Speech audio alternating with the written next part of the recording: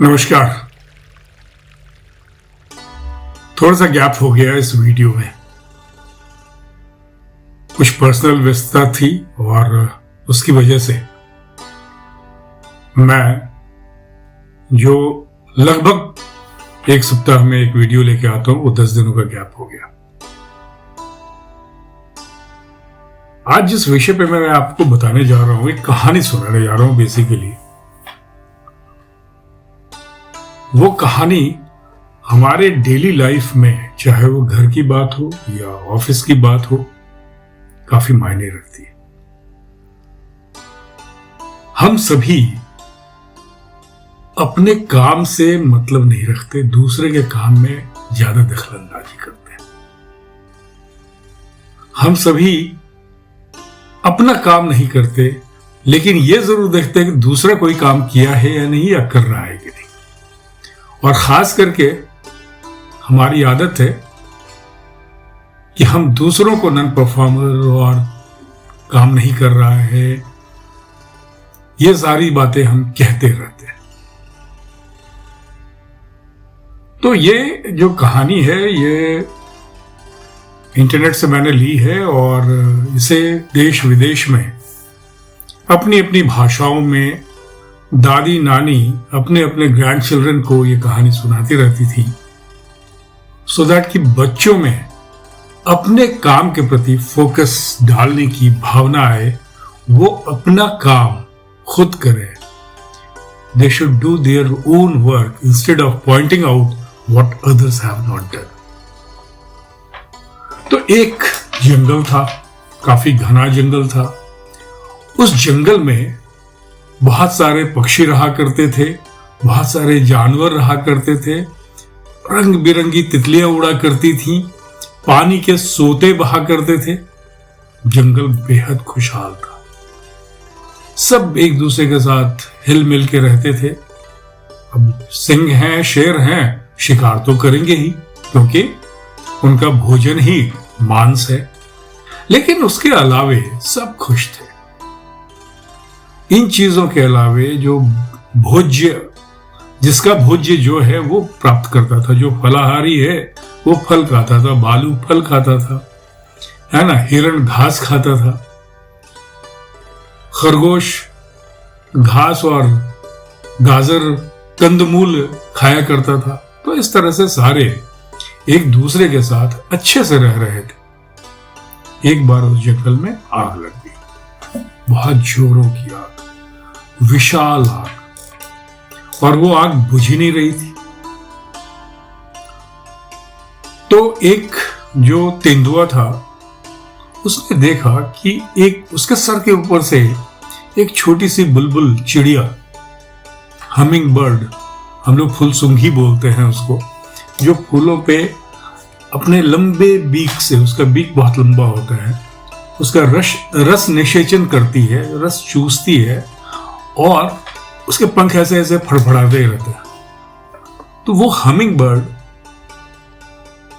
उसके सर के ऊपर से गुजर के उस दिशा में गई जिस दिशा में आग लगी हुई थी।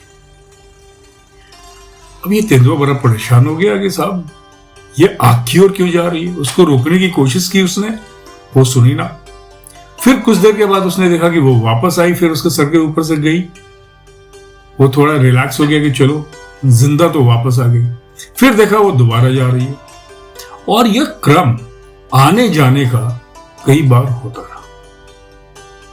सारे जानवर अपनी जान बचाने के लिए भागे जा रहे थे, और ये बार बार जाती थी फिर लौटती थी, फिर जाती थी फिर लौटती थी। तेंदुए को समझ में नहीं आया, उसने रोका उसे, कहा क्या बात है। जब वो लौट के आ रही थी आग की दिशा से विपरीत दिशा में,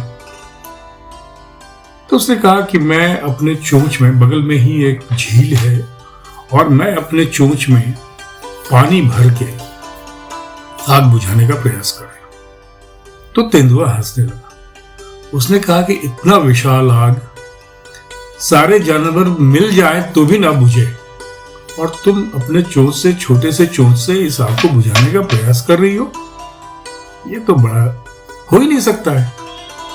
उसने कहा ये जंगल हमारी माँ है, इस जंगल में हम लोग रहते हैं, यहाँ के पेड़ पौधे सारे हमारे अपने हैं, ये सब जल के राख हो जाएंगे। क्या मैं इतना छोटा सा प्रयास इसको बचाने का कर नहीं सकती?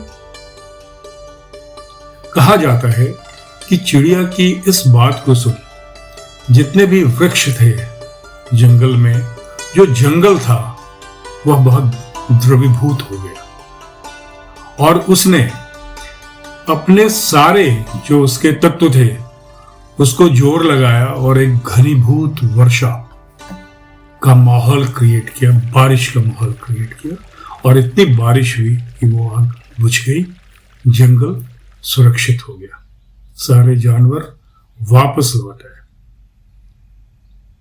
तो अन्य जानवरों ने जंगल से ये पूछा कि भाई ये चीज तो तुम पहले भी कर सकते थे, बारिश तुम पहले भी करा सकते थे। तो जंगल ने हंसते हुए कहा, तुम सब अपने अपने भागने के उपाय में लगे हुए थे और मैं अपने आप को जलता हुआ देख रहा था।